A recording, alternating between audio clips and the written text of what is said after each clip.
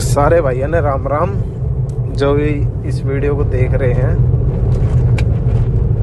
और बात करते हैं भाई, अब इलेक्शन चल रहे हैं, बहुत सारे नए चेहरे दिख रहे हैं, बहुत सारे पुराने भी बदल बदल के दिख रहे हैं, कुछ दल बदलू भी दिख रहे हैं। तो बात ये नहीं है, बात है अपनी लोकतंत्र की, कि लोकतंत्र का सही अर्थ ही नहीं पता है आजकल जनता को। वो शायद या तो दबाव महसूस कर रही है खुद में, या खुद में इतनी मतलब कि एक अज्ञानता वाला जो विषय होता है ना, उसमें डूबी पड़ी है। ना मैं इसमें ये कह रहा कि कांग्रेस अच्छी है, ना मैं इसमें ये कह रहा कि बीजेपी अच्छी है, ना मैं ये कह रहा कि बीजेपी गलत है, ना मैं ये कह रहा कि कांग्रेस गलत है। बात है खाली पॉलिटिकल मुद्दा ही नहीं है कोई, बात है केवल विचार की। जो लोकतंत्र के संविधान में लिखा है, जो चीज है, कानून है, उस पे ध्यान देने की। ठीक है, पार्टी से कौन बिलोंग करता है, कौन, वो देखो एक पॉलिटिकल सबके अपने विचारधारा होती है, उसमें किसी का देखो फेरबदल चलता रहता है। कभी किसी को कोई पार्टी अच्छी लगने लगती, कभी किसी को कोई राजनेता अच्छा लगने लगता है। तो बात वो नहीं है, बात है लोकतंत्र की। लोकतंत्र का सही अर्थ क्या है? डेमोक्रेसी कि एक लोकतांत्रिक देश में देखो कानून भी बड़ा हो जाता है उसमें, और जनता भी बड़ा हो जाती है, जनता जनार्दन। ठीक है, जहां पे जनता का ज्यादा मत है जिस चीज को लेके, और कोई कानून बना हुआ है, अगर जनता की मेजॉरिटी ज्यादा है तो उस कानून को भंग करना पड़ता है फिर। क्योंकि जब जनता ही खुश नहीं है जिस चीज से, तो वो कानून का कोई अर्थ नहीं होता। अब कानून बना रहे और जनता उस पे सहमति दे, और फिर भी वो कानून बना रहे, तो मेरे विचार से वो फिर लोकतांत्रिक देश नहीं है। उसमें फिर है ना डेमोक्रेसी है नहीं, वो केवल एक दिखावा है कि उसमें जो प्रधान का मतलब आप समझ जाएंगे कि एक सर्वश्रेष्ठ जो कानून को चलाने वाला है, कानून की रक्षा, कानून के रखवाले, क्या है, वो अपने कुछ निजीगत फायदों के लिए वो फिर जनता को भूल जाते हैं। और जनता को अगर वो भूल गए तो वो फिर लोकतांत्रिक देश नहीं है। क्योंकि किसी निजी स्वार्थ के लिए जनमत जो है ना, उसकी पुकार को नहीं सुनना। जब जनता ही उससे परेशान है, उस चीज से, और जनता परेशान है, तो ऐसे कानूनों का कोई प्रावधान नहीं है कि भाई वो रखने जरूरी है। उसके अंदर संशोधन बहुत जरूरी होता है, या उस कानून को भंग करना भी बहुत जरूरी बन जाता है। फिर दूसरी बात आती है कि इलेक्शन, वोट का अधिकार। मेरे को शायद आज के समय में ऐसा कुछ फील आ रहा है कि हम वोट तो डालते हैं, और ये मेरा मतलब एक किसी पे टिप्पणी नहीं है कि किसी डिपार्टमेंट पे या किसी एक संस्था पे या कानून पे भी मेरी ऐसी कोई निजी व्यक्तिगत टिप्पणी नहीं है। और मैं केवल बस अपने विचार बता रहा हूँ कि मेरे को ऐसा लगता है।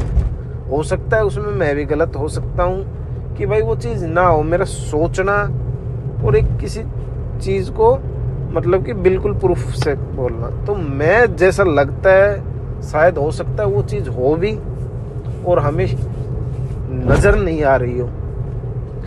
कि हम केवल एक, जैसे हमने देखा होगा एक गेमिंग ऐप सुनी होगी जिसमें क्या करता है, जो गेमिंग का एडमिन होता है ऐप का, वो फिक्स करके रखता है।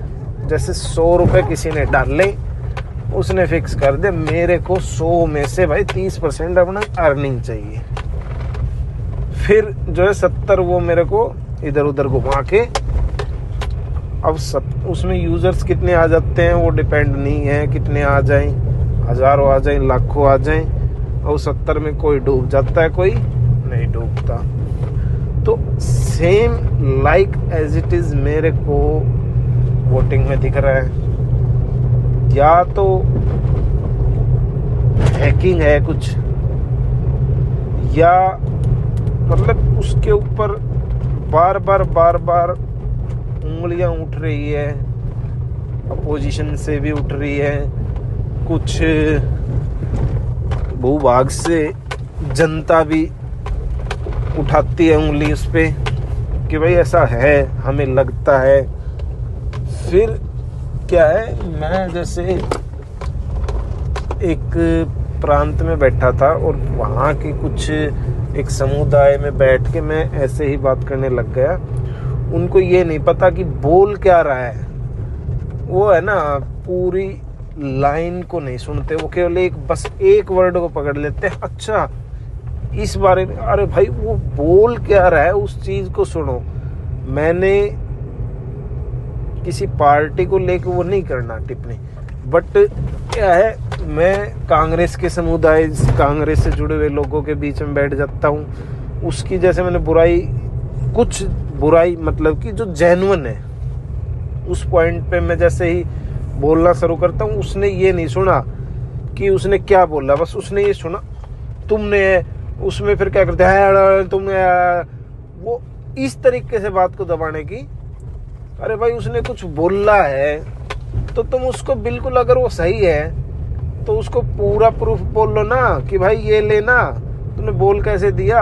अगला आदमी बोलने से पहले फिर 100 बार सोचे, यार तूने उंगली उठाई थी, उस आदमी ने पूरा प्रूफ के साथ बताया है। ठीक है, तो आजकल एक डिबेट जो है ना, सेशन न्यूज़ पे देखने को ऐसे ही मिलता है कि आंसर जवाब कहीं पे भी नहीं मिल रहा। आज आप किसी भी न्यूज़ चैनल को उठा के देख लेना, अपोजिशन हो या पार्टी सरकार वाली हो, किसी भी कोई भी जवाब नहीं देता है। रियलिटी जो है वो बस वो कुत्ता बिल्ली वाली लड़ाई होती है ना, वो करके जनता को पागल बना देते हैं बस।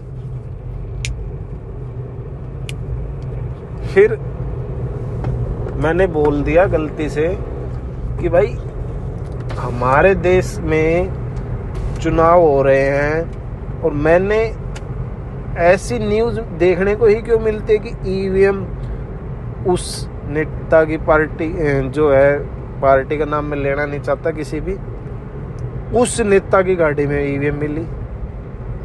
यार ये एक बहुत ही सोचने का विषय है। ईवीएम जो है वो नॉर्मल आदमी के हाथ में गया कैसे भाई, उसकी सुरक्षा ही नहीं हो पाई। वो गलियों में पड़ी हांड रही हैं, कहीं चेकिंग में मिल रही हैं। सिंपल सी बात है, पॉइंट ये है मेरा बोलने का कि ईवीएम गई वहां से तो गई कैसे, बस। क्योंकि ईवीएम की सुरक्षा और ईवीएम की सिक्योरिटी नहीं हो पाई, तो इसका मतलब क्या है? हर साल हर इलेक्शन यही सुनने को मिलता है, वहाँ पे ईवीएम ऐसे मिली, वहाँ पे ईवीएम ऐसे मिली। सोचने का विषय तो ये है ना कि ईवीएम गई कैसे वहाँ पे। फिर ना तो उसकी पूरी इंक्वायरी होती है, कोई इन्वेस्टिगेशन नहीं कि कैसे गई, क्या हुआ, क्यों गई, कुछ नहीं। बस उस पर ना फिर वो कुत्ते बिल्ली वाली लड़ाई करके और उस बात को वहीं पे ही छोड़ देते हैं। अरे भाई बात ये है कि गई कैसे, बस इस बात का जवाब दे दो। अभी एक वीडियो आई थी चंडीगढ़ चुनाव की, जहाँ पे बैलेट पेपर पे फटाफट ठप्पे लग रहे थे उसके साइन हो के, जो सुप्रीम कोर्ट में केस भी गया। और उस चुनाव का जो रिजल्ट है वो रिवर्स भी हुआ, फिर उस इलेक्शन को गलत घोषित किया गया। तो ऐसे उदाहरण बहुत हैं। लेकिन अब आप बोलोगे भाई तो आपने ज्ञान बता रहा है, लेकिन बात भाई सोचने की ये है कि डेमोक्रेसी है कहाँ। आज के टाइम में ना तो कोई प्रोटेस्ट कर सकता, कहीं भी किसी भी प्रोटेस्ट को आप देख लो, अगर जय कोई भी प्रोटेस्ट होता है, भाई प्रोटेस्ट संविधान में लिखा है, प्रोटेस्ट हम कर सकते हैं, विरोध करना किसी चीज़ को लेके।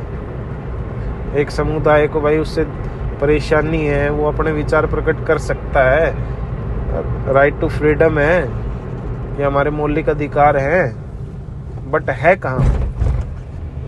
किसी ने प्रोटेस्ट कर दिया तो उसको नज़रबंद कर दो, हैं? उसको पकड़ लो, जांच एजेंसी। तो ऐसे मुद्दे बहुत हैं। तो आप एक बार इनको बारीकी से सोचें कि हमने जिसको जिताया है, हम नहीं चाहते कि वो गलत काम करे। भाई जो काम कर रहा है वो बहुत ही सराहनीय है, लेकिन जो स्टेप्स यूज किए जा रहे हैं वो गलत है डेमोक्रेसी के अनुसार।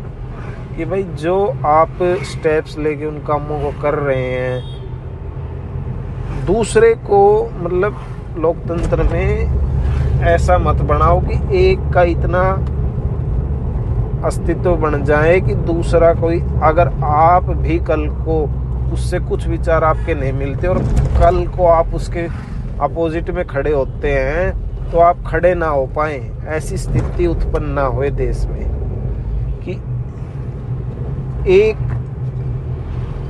आदमी सर्वश्रेष्ठ ना हो, उसके अपोजिशन में कोई बोलने वाला होना जरूरी है कि कल को वो इतना बलवान बन जाए कि कोई उसके बराबर में आ ही ना पाए और वो फिर गलत करना शुरू कर दे। आज चलो ठीक है, मानते बहुत अच्छा है, आज के टाइम में 100 का 200% ठीक है सब कुछ, लेकिन आने वाले समय में वो इतना बलवान बन जाएगा, सर्वशक्तिशाली बन जाए कि कल को उसके एक दो विचारों से आप भी टूट जाओ और आप फिर एक कम्युनिटी बनाना चाहो और आप उसके अगेंस्ट खड़ा होना चाहो तो आप खड़े नहीं हो सकते। बात सोचने का विषय ये है, फिर डेमोक्रेसी नहीं पाएगी आपको। अगर जो चीज गलत है तो उसको हम गलत बोल सके कल को, ये नहीं है कि गलत है ना भाई सही है, तो गलत को भी सही बोलना पड़ेगा कल को फिर आपको। तो ये मेरे छोटे से विचार है, तो इस पे आप एक बार गहन विचार करो और आपकी मर्जी है। देखो वोट का अधिकार सबका है, तो आप अपने वोट को खराब ना करो। अब किसको देना है किसको नहीं देना है, आप जो दे रहे हो कल को उसको आपको ये श्योरिटी होनी चाहिए कि भाई वो आदमी गलत नहीं करेगा और वो सत्ता का दुरुपयोग नहीं करेगा। तो आप जुड़े रहें और वीडियो को शेयर करें, लाइक करें और अपने विचार जो है, अगर मेरे से कुछ गलती हुई है तो बताएं मेरे को कमेंट करके, और ऐसी वीडियोस मैं अब बनाता रहूँगा। देखो मैं किसी के लिए भी कोई गलत है तो उसका गलत बोलूँगा, कोई सही है तो सही भी बोलूँगा। तो धन्यवाद आपका सबका।